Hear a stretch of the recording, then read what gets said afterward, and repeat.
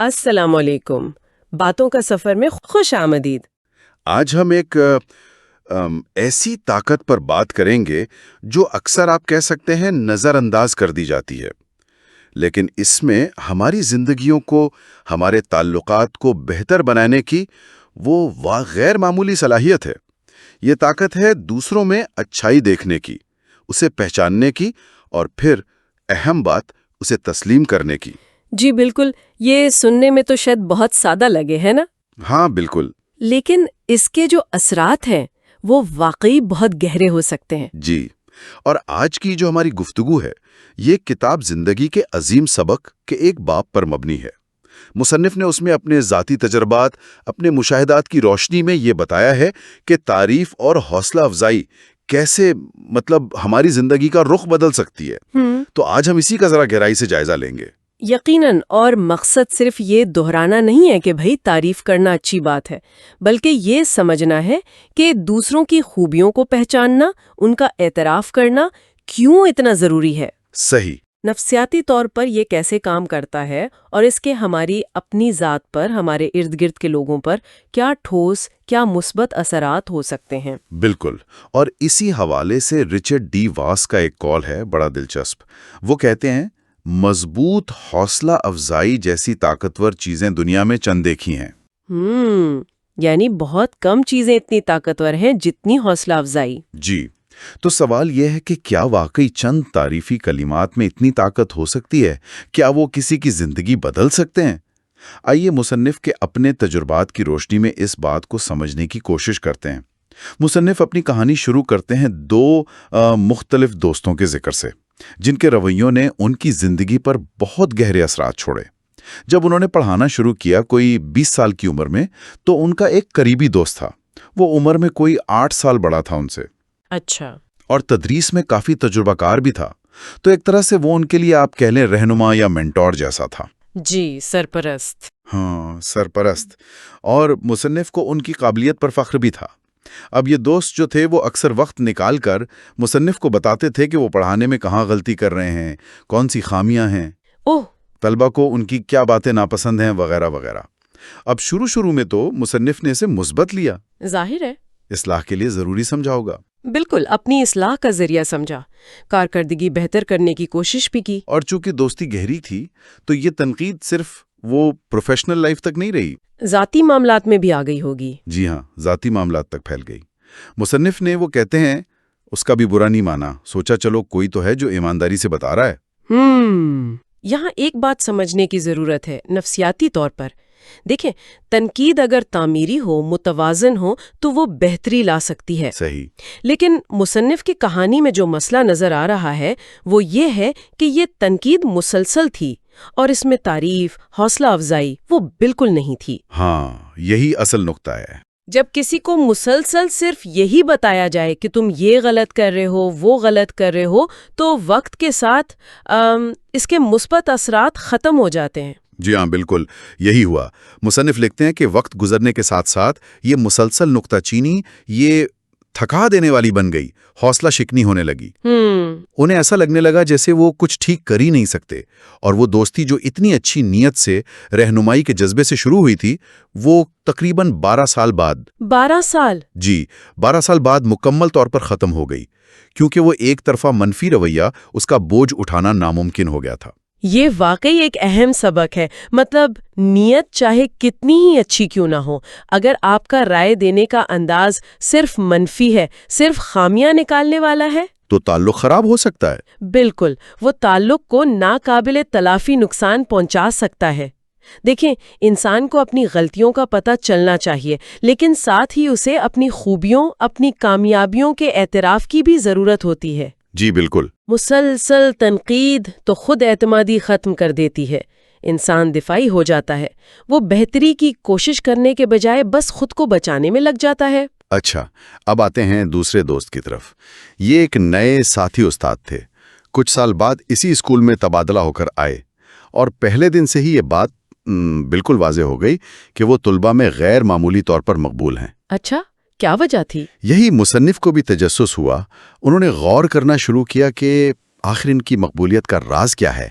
تو انہوں نے دیکھا کہ یہ جو نئے استاد تھے یہ طلباء کی غلطیوں پر توجہ نہیں دیتے تھے بلکہ ان کی خوبیوں کو، ان کی کامیابیوں کو زیادہ نمایاں کرتے تھے۔ یعنی مثبت پہلوؤں پر زور۔ جی، وہ کلاس میں آتے تو گرمجوشی سے سلام کرتے، طلباء کے اچھے کام چاہے وہ کتنے ہی چھوٹے کیوں نہ ہوں ان کی دل کھول کر تعریف کرتے، انہیں مسلسل آگے بڑھنے کی ترغیب دیتے، اور یہ رویہ صرف طلباء تک نہیں تھا، انہوں نے یہی مثبت انداز مصنف کے ساتھ بھی اپنایا۔ اچھا، یہ دلچسپ ہے، کیسے؟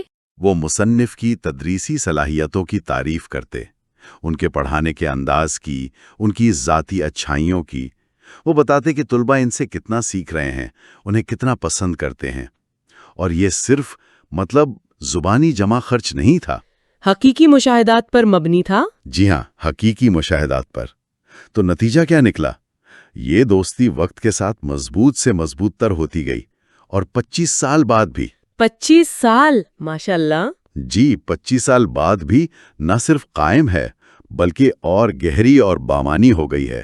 یہ دونوں کہانیاں تو ایک زبردست تضاد پیش کرتی ہیں۔ پہلا دوست شاید نیک نیتی سے ہی صحیح صرف خامیاں تلاش کرتا رہا، جبکہ دوسرا دوست وہ خوبیاں ڈھونڈتا تھا اور انہیں سراہتا تھا۔ تو یہاں جو بنیادی فرق ہے نا، وہ توجہ کے مرکز کا ہے۔ صحیح، ایک منفی پر مرکوز تھا، دوسرا مثبت پر۔ بالکل۔ اور یہ دوسرا رویہ جسے مصنف تسلیم کرنا کہہ رہے ہیں، ایکنالجمنٹ یا افرمیشن، یہ دراصل لوگوں کی بہترین صلاحیتوں کو ابھارنے کا ایک بہت مؤثر طریقہ ہے۔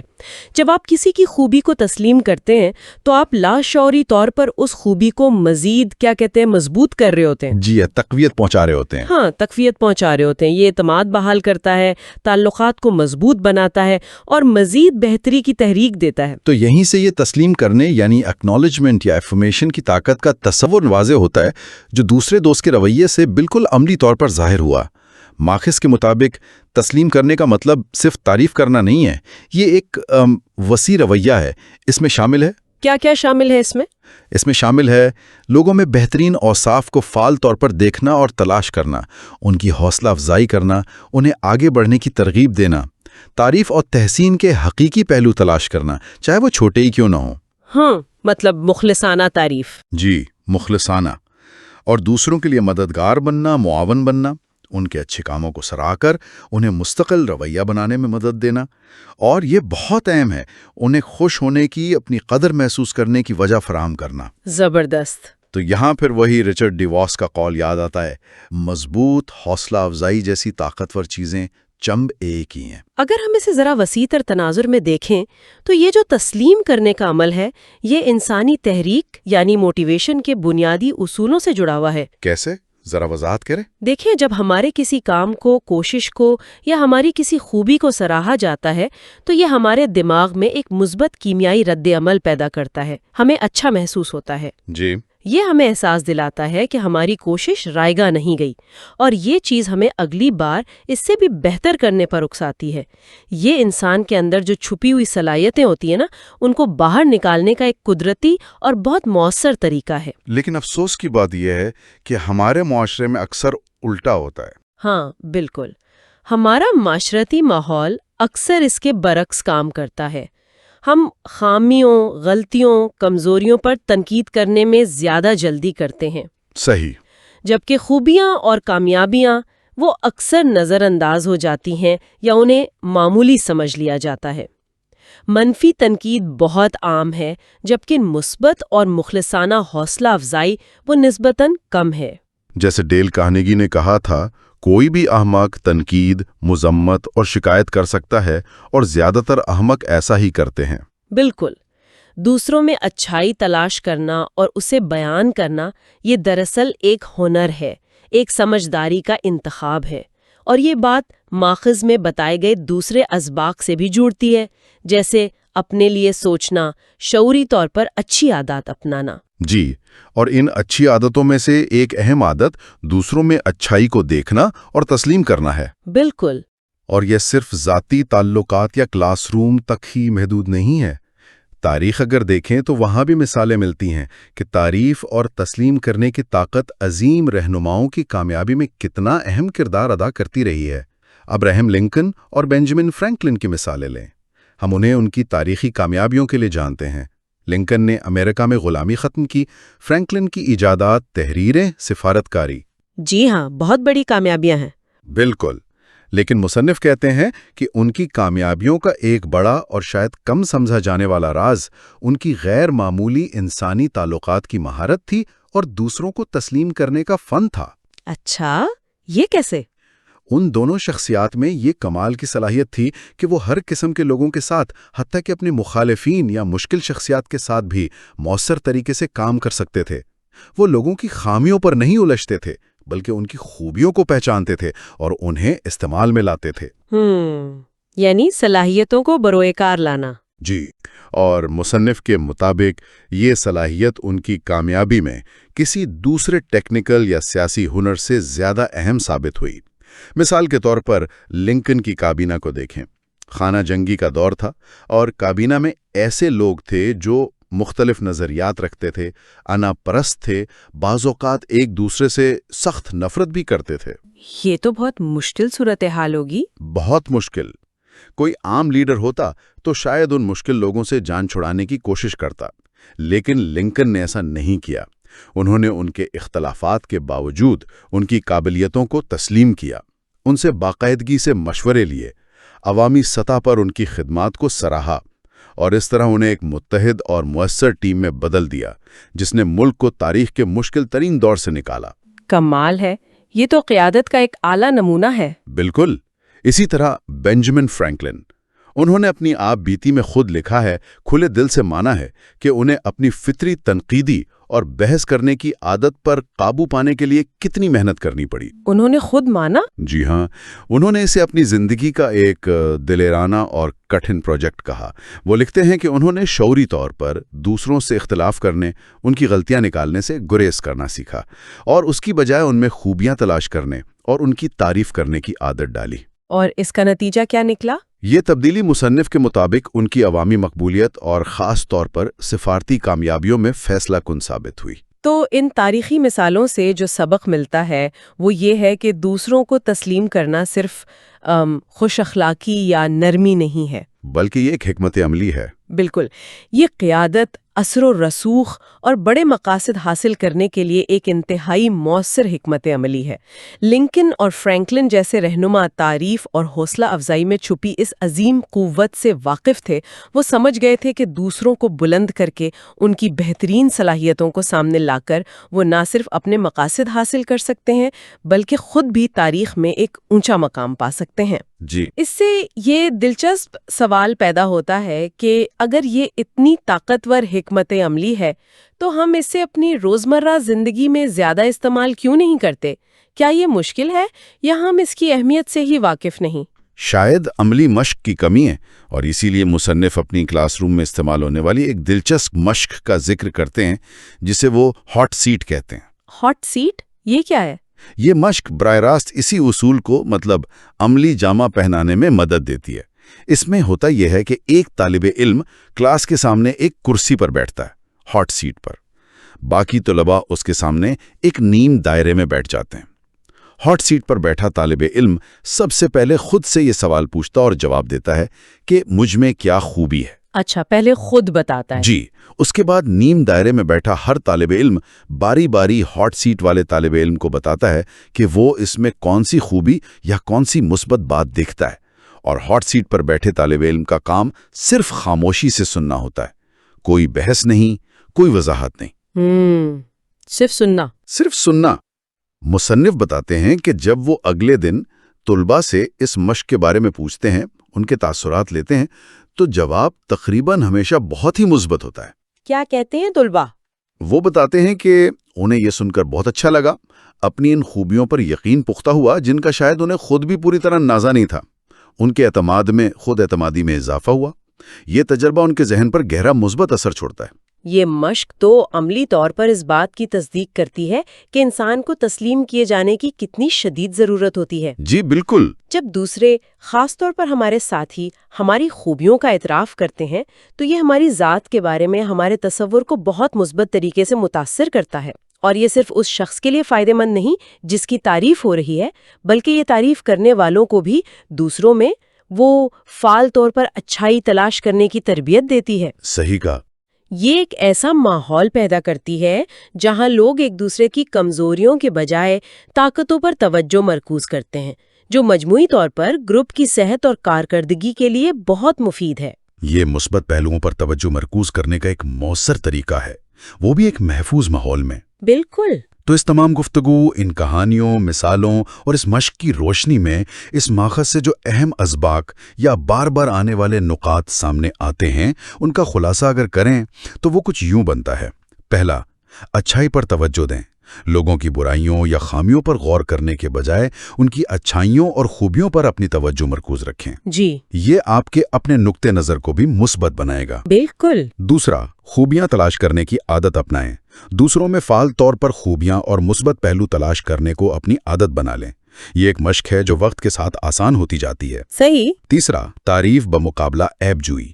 یاد رکھیں کہ تعریف اور حوصلہ افزائی عیب جوئی اور تنقید سے کہیں زیادہ مؤثر اور دیر پا نتائج دیتی ہیں۔ تنقید تو اکثر دفاعی رد عمل پیدا کرتی ہے، جبکہ تعریف آگے بڑھنے کی تحریک دیتی ہے۔ چوتھا، سب کو ضرورت ہے۔ ہر انسان کو، چاہے وہ بظاہر کتنا ہی کامیاب یا خود اعتماد کیوں نہ لگے، تسلیم کیے جانے اور حوصلہ افزائی کی ضرورت ہوتی ہے۔ یہ ایک بنیادی انسانی نفسیاتی ضرورت ہے۔ پانچواں، خوشی کا تبادلہ۔ جب آپ دوسروں کو ان کی خوبیوں کا احساس دلا کر خوشی دیتے ہیں تو اس سے آپ کو خود بھی خوشی اور اطمینان ملتا ہے۔ یہ ایک مثبت چکر شروع کرتا ہے۔ جی بالکل۔ چھٹا، بہترین کو ابھارنا۔ دوسروں کو تسلیم کرنا اور ان کی حوصلہ افزائی کرنا ان کے اندر چھپی ہوئی بہترین صلاحیتوں اور خصوصیات کو باہر لانے میں مدد دیتا ہے۔ اور ساتواں اور آخری، سب کی جیت۔ یہ ایک ایسی صورتحال پیدا کرتی ہے جس میں ہر کسی کی جیت ہوتی ہے، ون ون سچویشن۔ ہاں، یہ ون ون والی بات بہت اہم ہے۔ تعریف کرنے والا مثبت تعلقات بناتا ہے اور جس کی تعریف کی جاتی ہے وہ بہتر کارکردگی دکھانے پر مائل ہوتا ہے۔ بالکل۔ یہ بالکل ون ون صورتحال کا بہترین نمونہ ہے، اور جیسا کہ چارلز فلمور نے کہا تھا، ہم جس چیز کی تعریف کرتے ہیں اس میں اضافہ کرتے ہیں۔ واہ، کیا خوبصورت بات ہے۔ جی، یہ ایک آفاقی اصول لگتا ہے۔ صرف انسان ہی نہیں، تمام جاندار مخلوقات تعریف کا مثبت جواب دیتی ہیں اور اس سے خوش ہوتی ہیں۔ اس لیے دوسروں کو تسلیم کرنے کا یہ ہنر سیکھنا اور اسے اپنانا، یہ شاید ان قیمتی ترین صلاحیتوں میں سے ایک ہے جو ہم اپنی زندگی میں پیدا کر سکتے ہیں۔ یہ تعلقات گہرے کرتا ہے، اعتماد بڑھاتا ہے اور مجموعی طور پر ایک زیادہ مثبت اور پیداواری ماحول بناتا ہے۔ تو آج کی اس گہرائی میں اترنے والی گفتگو کا ہم کہہ سکتے ہیں مرکزی نقطہ یہی ہے کہ دوسروں میں اچھائی کو پہچاننے، اسے تسلیم کرنے اور اس کا برملا اظہار کرنے میں ایک ایسی زبردست طاقت چھپی ہوئی ہے جسے ہم اکثر اپنی روزمرہ کی بھاگ دوڑ میں وہ فراموش کر دیتے ہیں۔ اور جیسا کہ مصنف نے بھی زور دیا، اس پر عمل کرنا کوئی بہت مشکل کام نہیں ہے۔